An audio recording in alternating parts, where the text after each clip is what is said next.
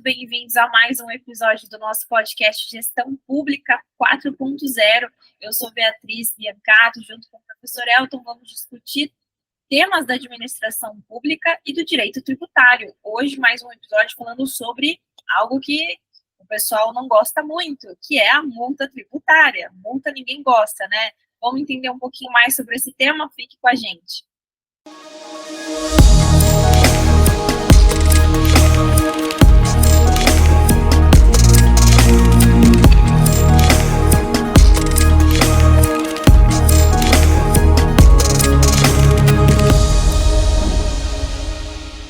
Olá, Elton. Olá, Bia.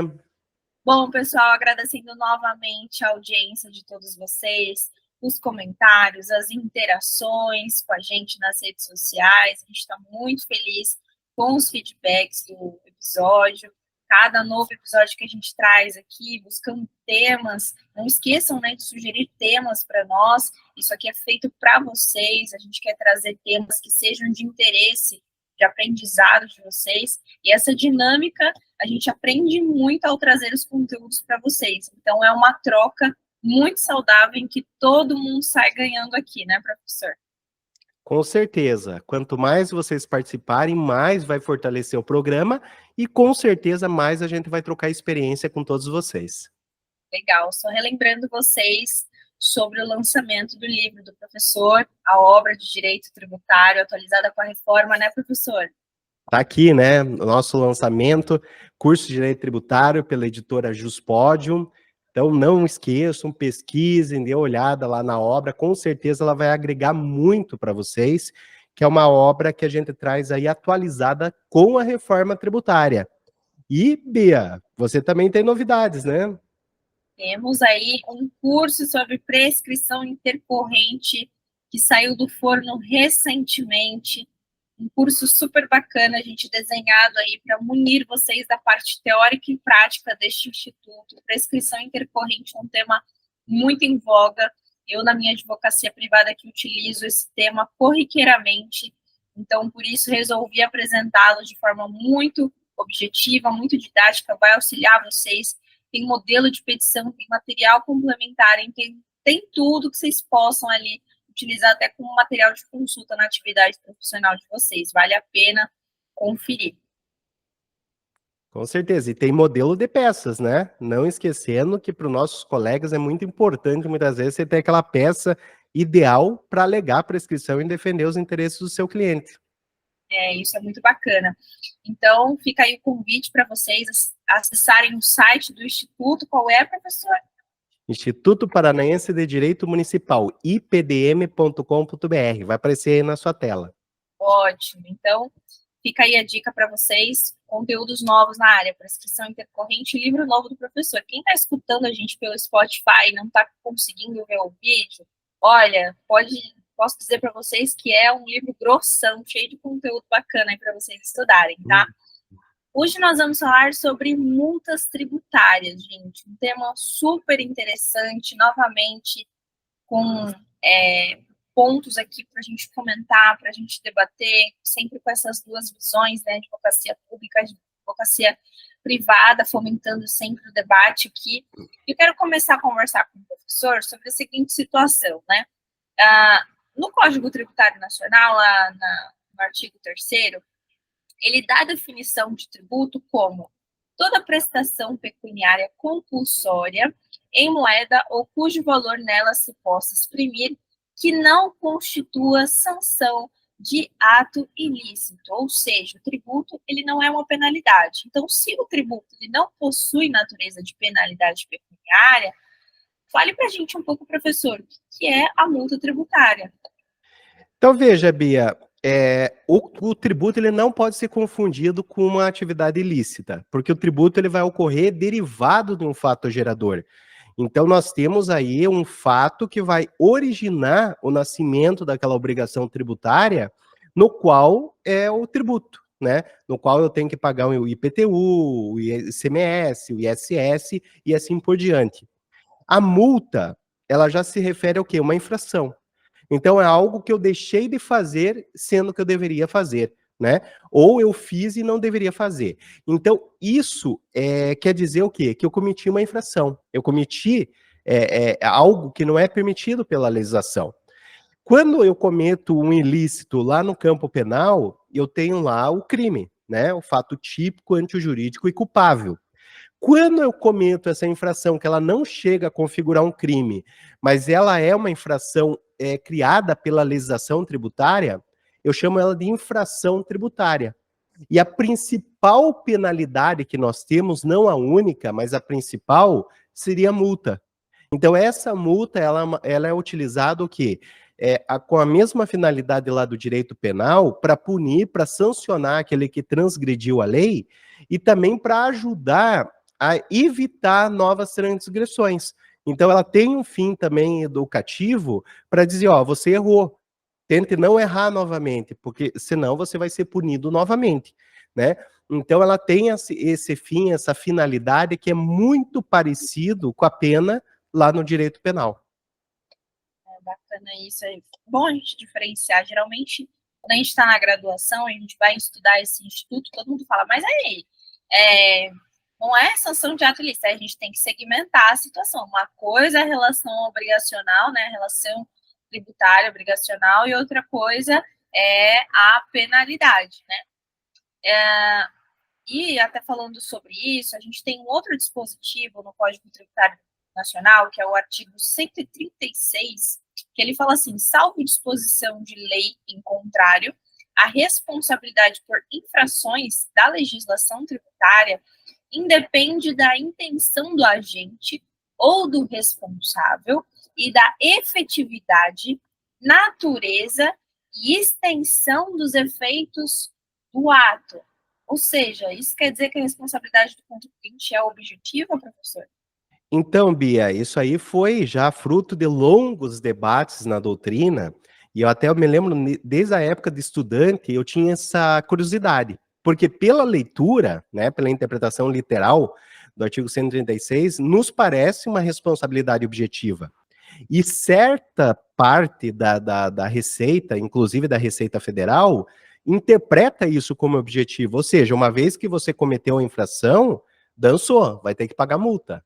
Ah, mas não foi minha intenção. Não interessa, não vou levar em conta a sua intenção, né? Só que veja, como essa multa tributária, ela é muito parecida e muito próxima da multa penal, da penalidade prevista lá no direito penal, ela não poderia ser encarada como uma responsabilidade objetiva, né?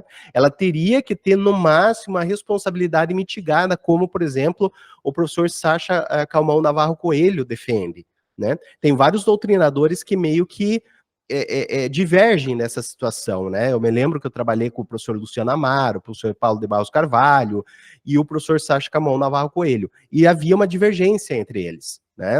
Então, veja, embora tenha essa interpretação literal, se a gente for vasculhar aí a jurisprudência, inclusive do STJ, e na época eu até produzi um artigo junto com o professor Flávio Berti, que foi meu professor lá na graduação, eu percebi que a própria jurisprudência, ela ameniza esse conceito, ele não transforma em responsabilidade objetiva, mas também não exige o dolo.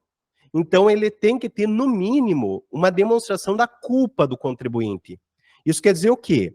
Diante de situações onde o contribuinte tinha uma justa causa para errar, ou seja, é justificável aquele erro dele, por exemplo, acontecia assim, ele pagava lá a DARF, só que com o código errado, ele errou o código. Era uma coisa totalmente justificável, né? Uma digitação errada, e o tributo foi pago.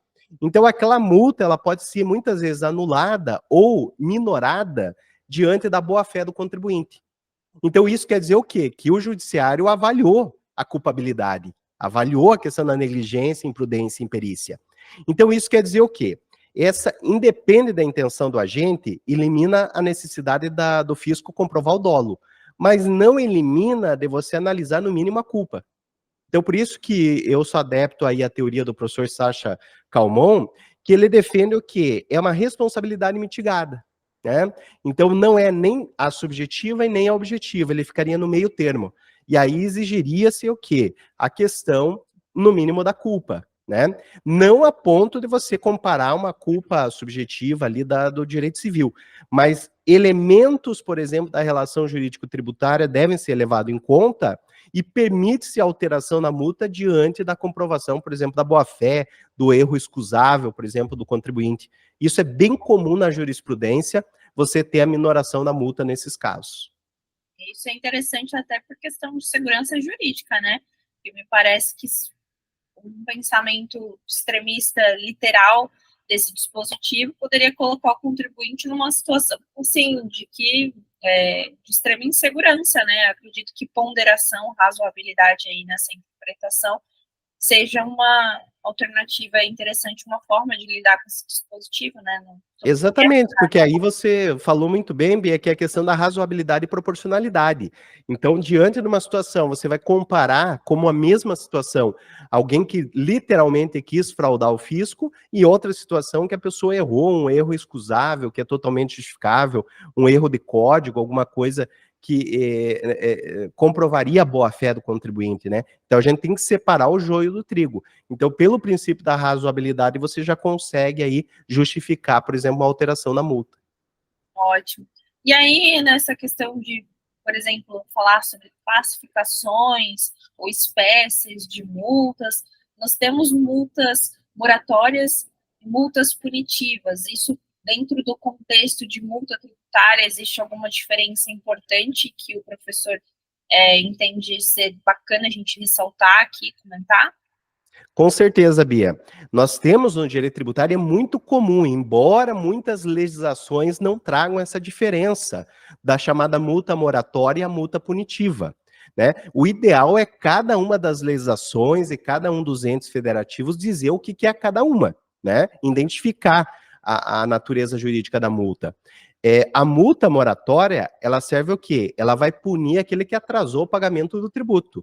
Então, automaticamente, eu deveria pagar dia 10 e não paguei, ele vai incidir, além da correção monetária, além dos juros, você vai ter possivelmente uma multa moratória. Essa multa moratória possui mais limites, não deve ser uma multa também muito desproporcional, mas é uma multa condizente o quê? Com a falta de pagamento no dia certo, dentro do prazo, né? Já a multa punitiva, ela é chamada, por exemplo, pela Receita Federal de multa isolada. Por quê? Porque ela não necessariamente está interligada com a falta de pagamento de tributo. Ela está interligada ao quê? Com uma infração que foi cometida de uma conduta que estava prevista na legislação. Então, por exemplo, deixar de emitir nota fiscal. Tudo bem, eu deixei de emitir a nota fiscal, mas eu devia tributo? Não. Mas mesmo assim eu descumpri uma obrigação acessória. Então, mesmo não havendo a necessidade do pagamento do tributo, eu descumpri uma obrigação que está sujeita a multa. Nesse caso, o contribuinte ficaria sujeito a uma multa punitiva ou multa isolada, chamada pela Receita Federal. Então, a natureza das duas são diferentes. A multa moratória, ela tem uma natureza mais civil, ou seja, ligado mais à obrigação. E a multa punitiva, ela tem uma ligação mais ao direito penal, porque ela tem uma infração pré-determinada, como, por exemplo, o crime, a definição do crime, por exemplo, matar alguém, ou deixar de emitir nota fiscal, né? As duas são muito parecidas. Uma vez ocorrida aquela infração, ela vai desencadear, então, essa multa. Então, veja que a estrutura dessas duas multas são muito similares. Por isso que o tratamento também tem que ser muito parecido das duas. Que bacana. Pensando assim, pensando quando uma pessoa ela inaugura em sua vida aquele momento mágico que é começar a pagar boletos, ela culturalmente já sabe que quando ela deixa de honrar com o pagamento, ela vai ter uma penalidade por isso. Ela tem já na mente que quando ela deixa de honrar com uma obrigação, existe algum tipo de penalidade implícita. Então, trazendo isso para a questão das multas tributárias, o descumprimento de obrigações dentro aí de uma esfera obrigacional do ente federativo, existe necessidade de se prever em lei a multa e a regulamentação disso em lei, ela traz algum aspecto prático, positivo, que contribua para talvez efetividade desse tipo de meio de interferência no patrimônio, né, dos contribuintes, de certa forma? Então, veja, Bia, a previsão, a criação na multa é matéria legal, tem que estar em lei, né? Existem muitas situações que a gente encontra aí na prática que a criação na multa foi feita por decreto e às vezes nem decreto é, né? Então a gente tem que tomar muito cuidado, isso até para os advogados privados devem dar uma vasculhada, porque às vezes aquela multa que parece ter base legal, às vezes não tem. Então, ela deve ter uma base legal. Isso quem diz? Primeiro, o artigo 150 da Constituição, né, o princípio da legalidade tributária, e segundo, o artigo 97 do CTN, que, dentre outros elementos, está lá a sanção, ou seja, a penalidade, né, a multa. Ela tem que estar prevista em lei. Agora, a regulamentação dela, muitas vezes, fica a cargo do decreto. Então, você cria aquela obrigação, uma vez descumprida a obrigação, ela está sujeita a uma multa. Não necessariamente a lei tem que estabelecer já um valor determinado. É muito comum, por exemplo, os entes federativos colocarem um valor assim de alçada, por exemplo, de R$ 500 a 5 milhões de reais, como, por exemplo, o PROCON tem. Então, por exemplo, os fiscais do PROCON vêm ter uma margem, dependendo da gravidade, da proporcionalidade, do alcance do dano, eles vão lançar aquela multa. É possível se trabalhar com isso no direito tributário, embora seja muito mais restrito do que o direito do consumidor, né? A legalidade aqui é mais fechada, é mais parecida com o direito penal. Então tem que tomar muito cuidado com isso, como que você vai trabalhar. Por isso que tem que ter graus ali, objetivos, para o fiscal dizer, errou aqui, então a gravidade é média, ou leve, ou grave, e aqui eu vou apontar a multa. Então, tomar muito cuidado com essa questão da desproporcionalidade da multa. Mas é possível, então, ter essa regulamentação em decreto. Mas a previsão dela, necessariamente, tem que estar em lei. Bacana esse ponto, né? E até o professor mencionou sobre a questão de proporcionalidade, né? A gente encontra também uma discussão muito bacana sobre questão de efeito confiscatório, né? De penalidades, porque ao passo que a gente desassocia a multa da obrigação, são coisas distintas, a gente pensa em questão de aplicação de princípios, então, na penalidade. Existem muitas discussões, até recebo isso de forma recorrente no escritório, sobre as pessoas reclamando dos valores, né, da multa, que triplicam, quadriplicam os valores das penalidades das coisas, como estava devendo tanto, quando foi ver, já virou uma bola de neve imensa, né? Então, essa proporcionalidade também deveria levar em consideração esse efeito confiscatório como princípio, ou isso realmente não tem aplicabilidade aqui no viés de penalidades? Com certeza deve haver, sim, Bia. Eu me lembro que na minha época de estudante, o princípio do não confisco era uma coisa tão abstrata que a gente não conseguia nem apresentar, por exemplo, num trabalho, né? Não confiscatório é não confiscar, ponto. Você tem exemplos? Não. Né? Então não tinha, assim, muita coisa prática para a gente trabalhar. Agora, ultimamente, o Supremo Tribunal Federal até já tem uma decisão na primeira turma e agora tem uma repercussão geral pendente de julgamento. Pelo menos até no dia da gravação aqui está pendente. Qualquer coisa eu posso atualizar também nossos seguidores depois com as redes sociais. Mas o que acontece? No primeiro julgamento, e depois foi suspenso por causa dessa repercussão geral, entendeu-se que multas acima de 100% do valor do tributo poderiam ser considerados como multas confiscatórias, né? E agora, na repercussão geral, há essa pendência do Supremo dizer, realmente ela é confiscatória, não pode existir multas acima de 100% do valor do tributo, ou ela não é confiscatória e estaria liberado. E só para a gente ter uma noção, nós temos aí as multas da Receita Federal, talvez sejam as multas mais altas no Brasil. Chegam a multas num patamar de 300% do valor do tributo, no Simples Nacional 225% do valor do tributo, e alguns entes federativos estaduais aqui no estado do Paraná, São Paulo tem, e outros municípios, os municípios até menos, mas mais estados e União, tem multas que superam a 100%. Claro, diante da gravidade, a multa é maior. Mas mesmo assim, a gente tem essa preocupação. Todo mundo está aguardando o Supremo Tribunal Federal. A gente enfrenta isso no dia a dia aqui na Procuradoria, várias decisões entendendo como confiscatórias, e a gente está tentando sobrestar tudo até que o Supremo diga, pode ou não pode. Então a gente está no aguardo dessa repercussão geral ser julgada. Aguardamos os próximos episódios. E na sua experiência, professor, como procurador do Estado, contestações de cunho, assim, com relação a multas tributárias, quais são os argumentos mais comuns que os contribuintes eles utilizam para enfrentar aí essas penalidades? Normalmente o que aparece, Bia, a primeira situação é a multa confiscatória. Eu me lembro que ela aparecia muito tempos atrás, depois ela deu uma sumida, esse argumento, né? Mas ela voltou à tona frente a essa decisão do Supremo e essa repercussão geral. E também a questão de proporcionalidade, a questão da ausência de previsão legal, só que aqui no Estado é muito difícil, porque tudo acaba tendo previsão legal. Agora, no âmbito do município, a gente tinha um sério problema. Por exemplo, a gente tinha lá no município 3 multas. Só que a legislação não falava a natureza dessas 3 multas. Eu me lembro que era uma multa de 10%, 0,33 ao dia e mais uma multa de 20%.